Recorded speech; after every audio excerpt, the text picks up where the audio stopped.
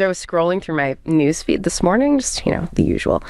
And I stumble across this huge breaking news banner. It seemed like it had the entire internet in a chokehold. The headline was just screaming for attention, framing the whole thing as this shocking expose of moral decay. So, of course, curiosity gets the better of me. I clicked. But what I found, it wasn't a political scandal. It wasn't some impending economic crisis. It was a shaky, low-resolution photo taken inside a train car. The entire national controversy was centered on a single, really petty dispute. It was a couple who refused to give up a seat in a non-reserved carriage. That was it. That was the entire event. And yet, reaction was just massive. The comments section was absolutely on fire. Thousands of people debating this tiny moment as if it were a matter of national security. They were dissecting the couple's body language, calling for public shame. It was fascinating in a really morbid sort of way. I watched the view count just tick up 10,000, 50,000, fueled entirely by this raw, low-grade indignation. But then I stopped looking at the comments. I looked at the article itself, and I realized there's no actual reporting here. No interviews, no context, no investigation, nothing. It was just a collage of anonymous tweets, pasted together by someone whose job description clearly wasn't journalist, but more like traffic technician. And that's when the absurdity of it really hit me. This wasn't news. It was the textual equivalent of a sugar rush, just empty calories, designed solely to harvest our irritation for pennies. It made me realize we're witnessing a terrifying shift. We aren't just getting distracted. We're suffering from what I call human stagflation, this bizarre economic state where the volume of information explodes, but our collective ability to actually think is just quietly rotting away. And that anecdote is the perfect visceral entry point into this whole crisis. I mean, it's exactly what we're talking about. It's just so bizarre. It is. That trivial story about the train seat, it became a national headline not because it was important, but because the entire global architecture of our digital world, the very structure of the attention economy, rewards that kind of instant emotional non-news. So it's a structural failure. It is a structural failure. That article had zero social relevance, zero value. Right. So the question becomes, what is the precise economic and political structure that rewards that kind of zero value output? Why is it so much easier and frankly more profitable to assemble a collage of anonymous outrage than it is to fund a 3-week investigation into something that actually matters? And that is the absolute core of our mission for this deep dive. Human stagflation, where consuming information just leaves us more agitated, more polarized, and less able to think critically. It's a global architectural problem. So we are going to analyze the structure supporting it. We've got a stack of sources that will take us deep into the responses across Southeast Asia and China. Our goal is to move beyond just pointing out the clickbait. Right, beyond just saying, this is bad. Exactly. We want to understand the machinery that forces it on us. Okay, so let's unpack this. What are the key battlegrounds we're going to be focusing on? We've broken it down into 3 critical areas. First, we have to analyze the economic forces, the mechanics of the attention economy, that are compelling quality journalism to retreat and adopt these shallow, viral strategies. So the root cause, the market failure. That's the root cause. Second, we're going to look at the sophisticated but often double-edged sort of state intervention. Regulation in countries like Vietnam, Singapore, and Malaysia. We'll look at how governments try to control the noise but then risk, stifling legitimate discourse. And finally, the fight for the long-term cognitive core. Education. Precisely. We'll analyze the institutional and educational strategies fighting this cognitive decay. And this ranges from China's really unique model of state-led media innovation, we call it Statepreneurship, all the way to innovative critical thinking classrooms in Thailand and Indonesia. Classrooms that are trying to rebuild the crucial skill of patience in a world that's just addicted to speed. Exactly. It's a truly global battle for the quality of our collective mind, and we need to understand the complex trade-offs involved in every potential solution. Okay, so let's start right at the foundation, the economics of this low-resolution moral theater. You define the core of this as the TikTokification of news. What specifically does that process do to the nature of reporting? It's the industrialization of the quick emotional spike. TikTokification just means that content isn't engineered for understanding or for nuance. Not at all. It is designed purely to generate indignation or humor or outrage within the first 3 seconds. The first 3 seconds. That's the window. It's all about ensuring the consumer either stops scrolling or shares the content immediately. It's low-effort content, perfectly optimized for algorithms that reward speed and emotional velocity over any kind of substance. And that brings us back to that really stark formula you mentioned. Low effort leads to high page views PV, but ultimately zero enduring value. Yeah. It's emotional fast food. The content is fast to consume, but because there's no nutritional value, no intellectual substance, it is just as fast to forget. And this creates a vicious, self-reinforcing cycle that drives the whole phenomenon. Once that shallow content spreads, the audiences, well, they're implicitly trained to accept shallow cognition as the baseline. As the norm. As the norm. The human brain literally adapts to that speed and intensity. And in turn, media organizations, driven by those analytics, are forced to produce even shallower content. Which just confirms the audience's expectation. And society's baseline for quality thought just collapses. It collapses because the market actively punishes depth. So the role of the journalist fundamentally changes within this system, doesn't it? Complete. They're no longer reporters in the traditional sense gathering facts. They become content assemblers, or, as the sources suggest, PV technicians. Page view technicians. What does the day-to-day job of a PV technician even look like compared to, say, a beat reporter? Oh, it's night and day. This beat reporter is focused on primary research, context, fact-checking. The PD technician's primary job is just to generate clicks by recycling whatever emotion is already trending online. They're just amplifying what's already there. They are masters of aggregation and emotional amplification. They take existing outrage, package it with a new, punchier headline, and release it right back into the ecosystem. They feed the cycle. I mean, it is a deeply demoralizing and economically forced role. This brings us right to the crux of the problem then, the monetary relevance of the crisis. We have a powerful anecdote from Singapore that just perfectly illustrates how professional news organizations, even the ones committed to high standards, are forced by economic reality to betray their own mission. Yes, this anecdote is so critical because it removes the moral judgment from it. It exposes the pure economic pressure. So, consider a senior editor, let's call her Elena, at a highly respected legacy paper in Singapore. Okay.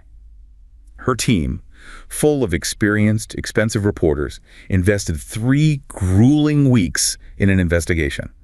This was a complex, nuanced, high-value piece analyzing critical supply chain vulnerabilities. So a topic that genuinely affects national economic stability, public interest stuff. The definition of essential journalism, the kind of work that justifies the existence of a serious newsroom. It should do. It should be. But when the analytics came back, the reality was just brutal. Let me guess. The supply chain investigation, despite its complexity and relevance, got a mere 2,000 views in its first week. 2,000 clicks on 3 weeks of labor. 2,000. Meanwhile, another piece, pure emotional jump camille. A trivial dashcam video of 2 drivers arguing heatedly over a parking lane pulled in a staggering 500,000 views. 500,000 clicks. For an argument over a painted white line, Yep. that is a 250-fold difference in audience. For an editor, that disparity isn't just disappointing, it's an existential threat to her department's budget. Absolutely. The story exists, as the sources clearly articulate, solely because that outrage, that low-resolution moral theater, generates engagement. And engagement increases dwell time on the site. Which directly translates into higher ad revenue.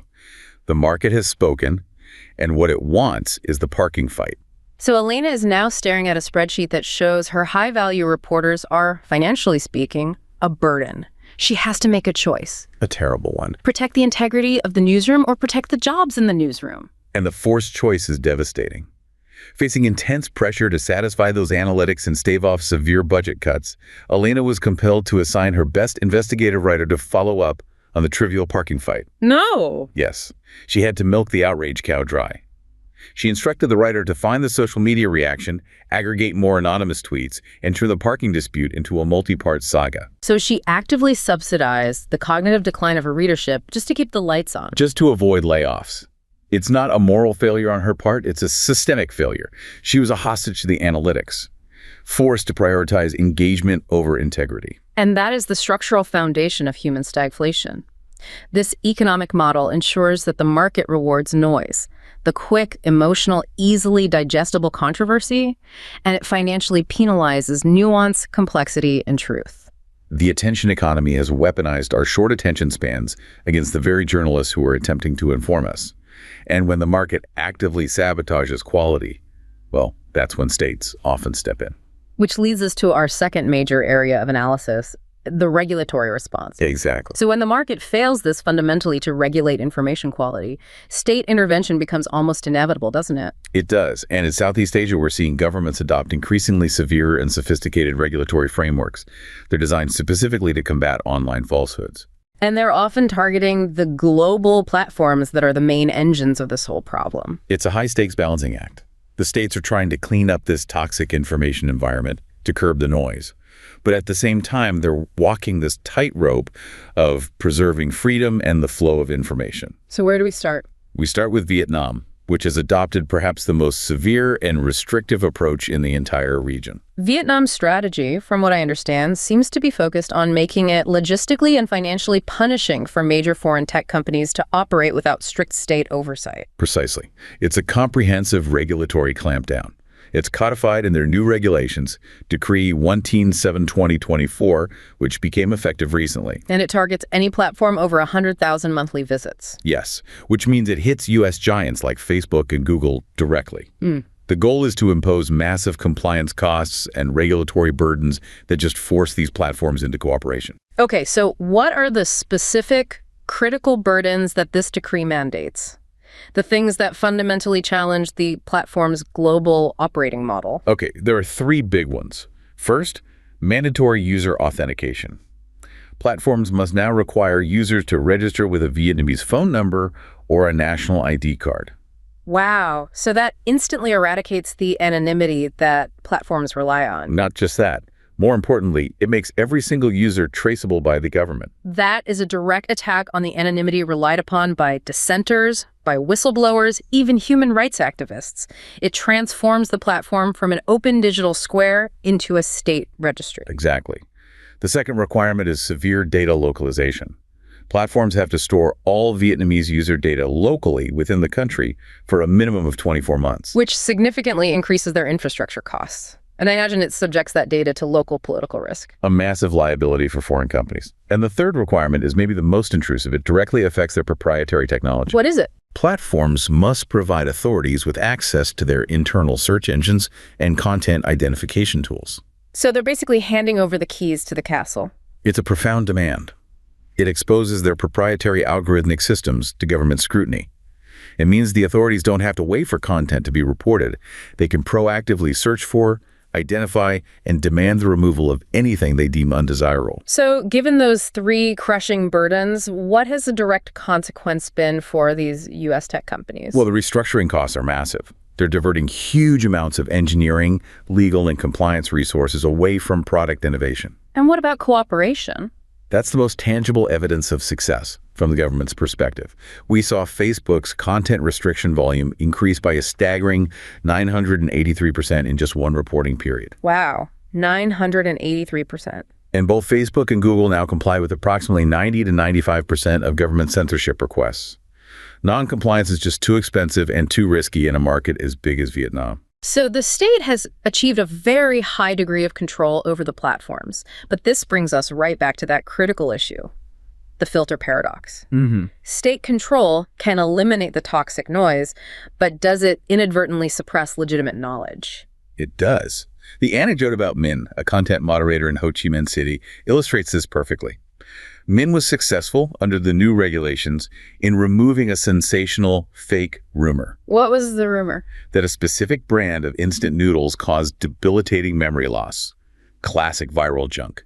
The regulatory network to curb that specific poison. The noise was gone, but what was the cost? The irony was that the system, either fearing keywords associated with the prohibited content or just being overzealous, also inadvertently suppressed the detailed scientific rebuttals written by professional food safety experts. So the algorithms, or the human moderators, downranked or removed the high-quality, truthful explanations along with the lie. Exactly. The community was left not with the truth, but with a void. The sensation was removed, but the nuanced, necessary knowledge didn't replace it. That's the danger. You can't think critically in a vacuum. You need both the space, the absence of noise, and the tools, the presence of knowledge. Right. And moving from Vietnam's heavy-handed approach to Singapore, we find a regulatory response that's much more targeted. The Protection from Online Falsehoods and Manipulation Act, POFMA. Right. POFA is often cited globally, though it's pretty controversial. It's seen as a benchmark for state regulation. It is. And its function, as you know, is to compel rapid correction notices. It forces the creator of a declared falsehood to set the record straight on the very same platform where the lie was posted. And it has proven highly successful in controlling the spread of really dangerous falsehoods, hasn't it? Oh, absolutely. We saw its decisive power during the peak of the pandemic. 21 cases addressed under POFA were directly related to COVID-19 misinformation. It really helped stabilize public information during a time of crisis. That sounds like a necessary and decisive tool for protecting public interest. However, as the sources note, public perception remains heavily divided, especially when the law is applied to non-crisis situations. It's divided because critics view the law as a convenient political tool for suppressing dissent or alternative views, especially since it's an executive decision, not a judicial one, that compels the correction. And there's data that fuels that criticism, right? There is. In one recent reporting year, 14 out of 15 POFMA cases targeted opposition political groups or individuals affiliated with them. If 14 out of 15 cases target the opposition, that places an enormous burden on the government to credibly defend their operational principle of clean principles. It does. How do they respond to charges of politically motivated enforcement? Well, the authorities are very careful to reiterate that decisions are made strictly based on whether a falsehood affects the public interest. And crucially, they state the decision is not determined by whether the falsehood has reached a wide audience. That detail seems designed to push back against the Streisand effect argument, the idea that correcting a lie just amplifies it. Exactly. They're focusing on the quality of the lie, the potential damage it could do, rather than the virality of the lie. This suggests they are keenly aware of fighting the slow drip effect, where a lie repeated enough becomes accepted as truth, even if it never gets 500,000 viral clicks. That's a sophisticated approach, but even this highly specific law has found its technological limits, hasn't it? It has. Since POFMA's inception in 2019, the digital threat landscape has mutated dramatically. The law was simply insufficient for dealing with new forms of manipulation, particularly sophisticated generative AI and deepfakes during elections. Which means the regulatory fight is a continuous arms race. You pass a law to fight the last threat, only to find you need another law to fight the current one. Precisely. That need for constant legislative adaptation led to proposals for entirely new laws to safeguard the integrity of future elections against these AI-driven threats. It shows that regulatory perfection is an impossibility in the digital age. So, if Singapore represents the targeted legal framework and Vietnam the severe compliance framework, let's pivot to Malaysia. It presents a market that's heavily constrained by cultural sensitivity, but with a unique ray of hope for internal reform. Malaysia's media market operates within a highly constrained environment. It's shaped by laws restricting content that might offend diverse groups, particularly the majority Malay Muslim community. This includes the sensitive trifecta often referred to as the 3 Rs. Race, religion, and royalty. This legislative constraint means that journalists are constantly self-censoring or navigating a minefield. It limits their ability to produce the kind of critical, complex investigations that require deep political and social analysis. And this cultural constraint exists against a backdrop of really rapid economic shifts. Legacy media has been decimated. Absolutely. Print usage has plummeted, dropping from 45% of respondents using it as a news source in 2017 to only 18% in 2025. This legacy decline is compounded by the staggering growth of social media dominance. So the attention economy is winning decisively in Malaysia, too. More so than almost anywhere else in the region. TikTok is the fastest growing source of news. 4 out of 10 Malaysians, a 40% weekly reach, now get their news from the short-form video platform. That's a region-leading rate, and it massively accelerates the TikTokification of news, which just exacerbates human stagflation. It does. Even the oldest and most successful online news portals have been forced into mass layoffs and restructuring. But you mentioned a cautious hope for change regarding the regulatory constraints that have defined Malaysian media for decades. What does the passing of the Media Council Bill signify? This is a potentially transformative development.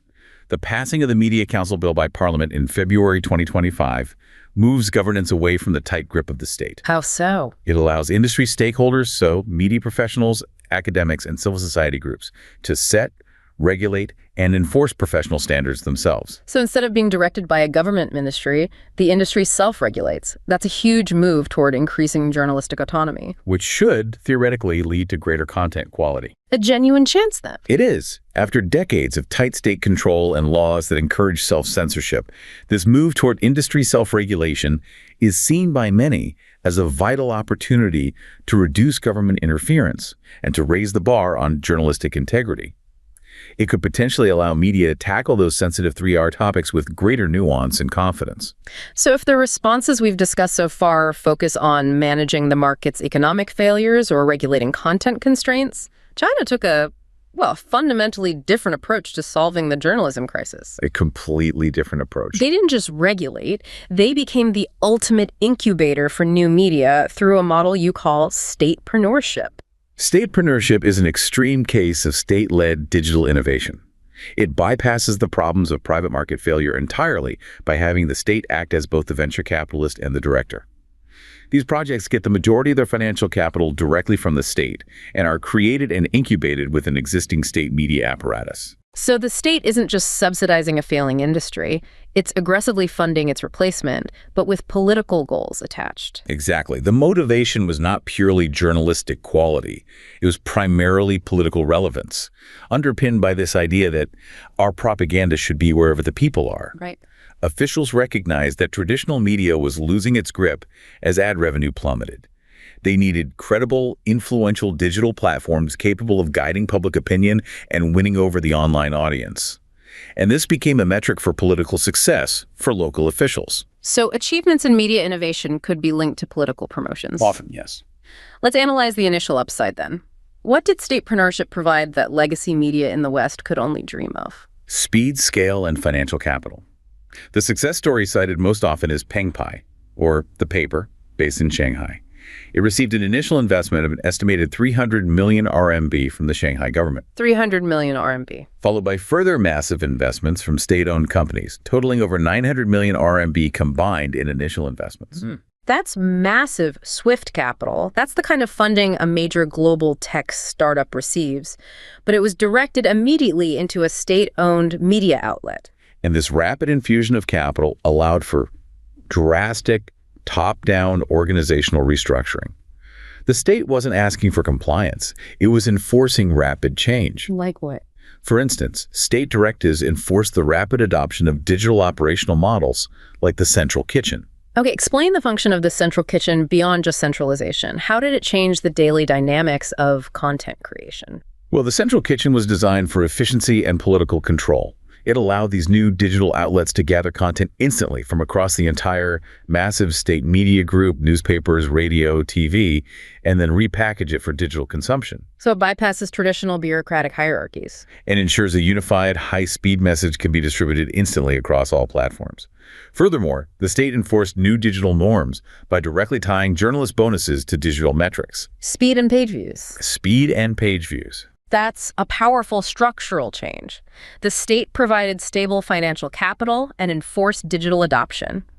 Two key hurdles that legacy news organizations in democratic countries struggle to overcome organically. But this rapid restructuring immediately bumps into the system's core instability, political volatility.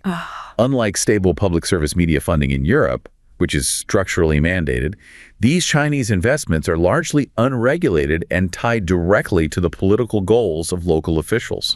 It makes the entire model incredibly vulnerable. So the funding can just disappear as quickly as a local official's political fortunes change. Which creates an environment of profound uncertainty.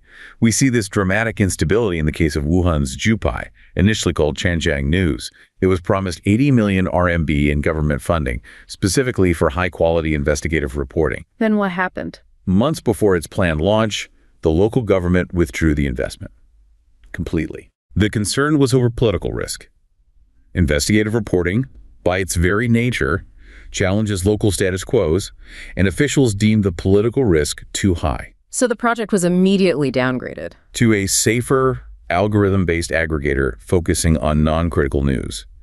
The potential for quality journalism was killed preemptively by political caution. That demonstrates the ultimate priority then. Political stability overrides even successful digital media innovation.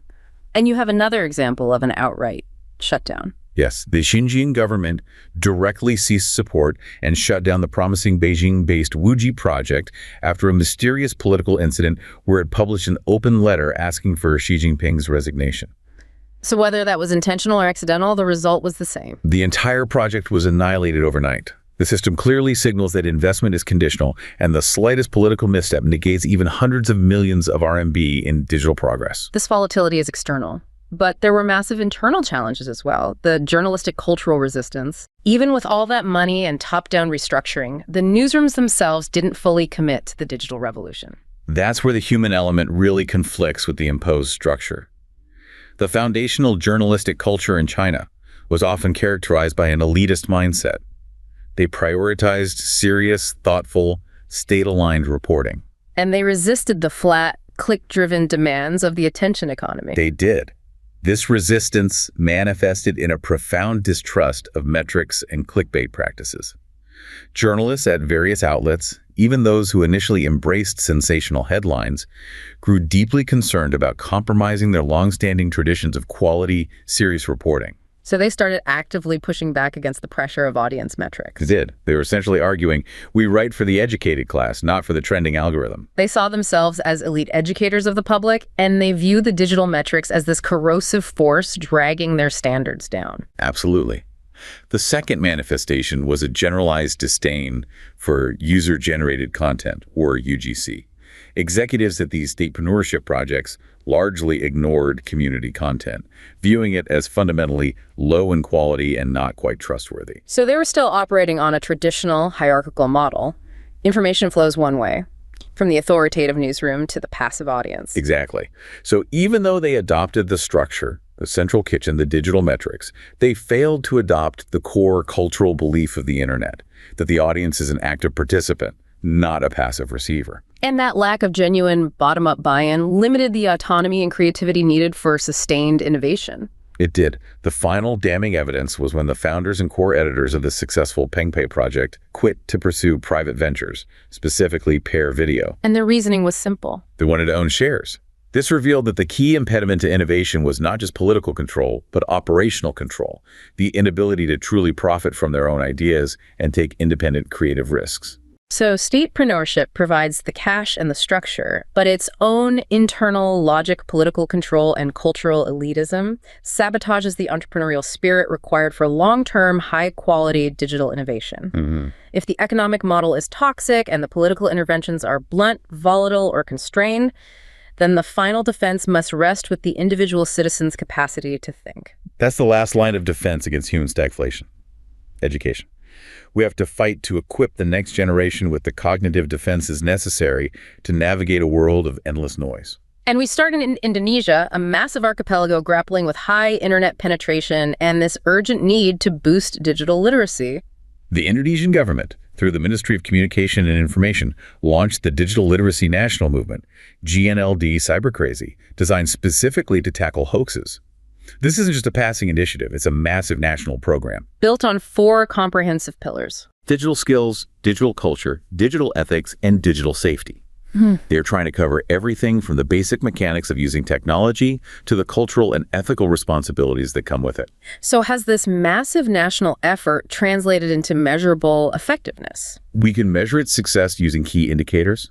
In terms of reach and initial awareness, the program is highly effective. It is successfully socialized via websites, massive social media accounts, even a WhatsApp chatbot reaching millions. So the knowledge that the program exists is widespread. Very widespread.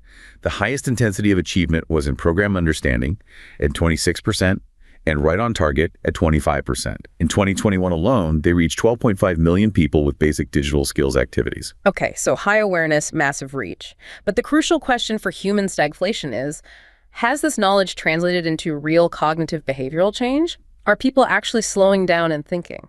And that's where the results show a significant gap. Despite the high understanding and impressive target reach, the real change indicator, meaning actual documented behavioral shift, was significantly lower. It scored only 16% intensity. Which suggests a moderate overall impact. It does. The National Digital Literacy Index for Indonesia sits only at a moderate 3.49 out of 5. People know they should verify the news, but they are still struggling to translate that knowledge into the sustained labor of verification. And the program, despite its noble goals, has been undermined by implementation failures in its own infrastructure. Yes. The Sieber-Creasy application, which was intended as a key learning tool using a practical, skills-based approach, suffered from poor access quality. What does that mean? When researchers analyzed user comments, the highest negative category at 17% related to access issues, login failures, constant loading, lag. It actually exceeded the positive comments. It's a tragedy of implementation, then. A powerful idea undercut by shoddy technology. Which only reinforces the user expectation for instant, frustration-free digital interaction. And this friction, the lag, the login failure, it just pushes the frustrated user right back toward the quick, frictionless experience of the viral falsehood. It brings us to the personal, immediate battle for attention, exemplified by the story of Pak Budi, a high school teacher in Indonesia. Pak Budi is on the absolute front lines of this cognitive war. He walked into his classroom to find his students agitated, not by a political policy, but by a 15-second fake volcano eruption video circulating on their phones. Pure human stagflation junk content designed for immediate emotional panic. Exactly. So he had to abandon his planned lesson. And what happened when he tried to apply the digital literacy training? He tried to teach them verification. He projected the video and patiently spent the next 20 minutes trying to teach them verification techniques. Reverse image search, cross-checking sources, looking for official warnings.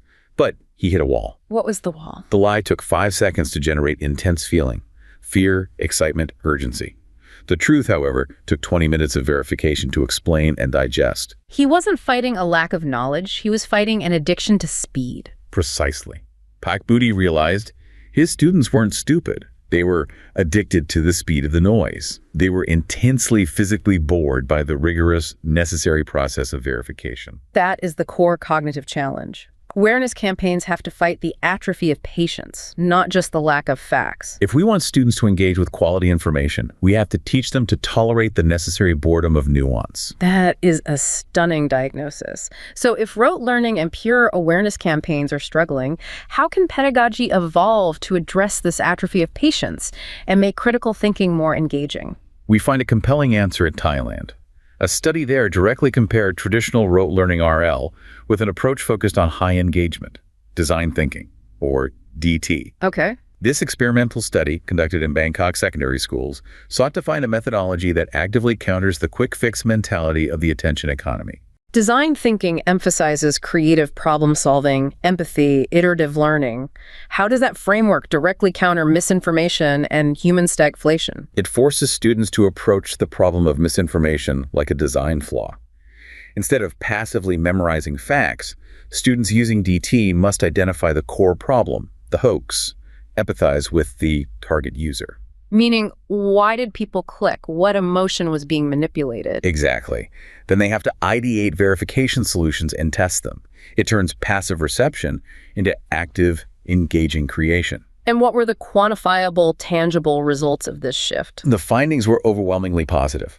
Students using DT demonstrated significantly higher levels of engagement, with 82% reporting increased motivation and interest. And crucially, 73% of the DT students showed demonstrable enhancement in critical thinking skills compared to the traditional rote learning group.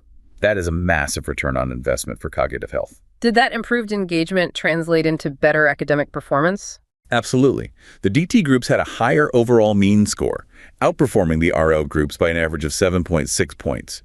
And the difference was even more pronounced in higher-order thinking assessments, which measure analysis and synthesis. How much higher? The DT students scored a remarkable 13.3 points higher than their rote learning counterparts. And what about retention? Does the knowledge stick, or is it just a temporary engagement bump? The DT methodology proved superior for long-term retention as well. Follow-up assessments showed the design thinking group achieved 76% knowledge retention, compared to only 62% for the rote learning group. The conclusion is unambiguous. It is. Innovative pedagogical shifts are crucial. By linking high engagement with superior critical thinking and retention, approaches like design thinking directly combat the cognitive decay associated with human stagflation. They equip students with essential 21st century skills that value labor over speed. So, if we synthesize all the evidence from this deep dive, From the economic structures forcing editors to chase parking disputes in Singapore, to the political volatility crippling innovation in China, and the educational fight for attention spans in Indonesia, the crisis of human stagflation is revealed to be deeply systemic. Every single layer of modern society is implicated. We've established that the market is structurally toxic. It ensures that high-value, necessary journalism is often a casualty of the attention war. The editor's choice to follow the viral parking story is a necessary evil of survival. And state intervention, while offering rapid solutions like massive funding for China's Statepreneurship projects or the decisive actions of POFMA in Singapore, it introduces severe trade-offs. The solutions are often politically volatile, resulting in swift cancellations like GPLIs, or they're too blunt, like Vietnam's filters that suppress the scientific antidote along with the sensational poison. So top-down fixes are either politically motivated, economically unsustainable, or simply insufficient to handle the evolving nature of digital manipulation like deepfakes and generative AI. Meanwhile, education is fighting the ultimate uphill battle against the atrophy of patience, exemplified by the teacher forced to spend 20 laborious minutes fighting a 5-second emotional lie. Yet, the focused, engaging pedagogy of design thinking shows a path forward. By making critical thinking an active, problem-solving, high-engagement activity, we can rebuild the cognitive core, teaching students to value the labor of truth. The crisis feels overwhelming, though, like a massive economic and political force that operates beyond individual influence. So what is the connection for you, the listener, who is navigating this toxic information ecosystem every single day? The solution is ultimately decentralized. Escaping human stagflation requires not just recognizing the system's failure, but making a profound daily choice about how you allocate your most precious resource, your attention. It means actively choosing to value and click on the difficult, nuanced truth over the easy, emotional noise. The ultimate decision-making power is not solely held by the editor making the budget cut, the government official making the investment, or the regulator passing the law. It resides in the pattern of behavior you exhibit online. If you skip the 4,000-word investigative piece on supply chain debt for the 300-word piece on the celebrity divorce, you are actively subsidizing the cognitive rot. Every single click is a vote for the information ecosystem we collectively receive. We must internalize that escaping human stagflation requires the difficult, conscious choice to tolerate the necessary boredom of nuance and demand that information serve our understanding, not merely our irritation. The cumulative weight of those individual choices determines whether our capacity to think quietly continues to rot or if we finally begin to rebuild the intellectual capital necessary for a functioning society.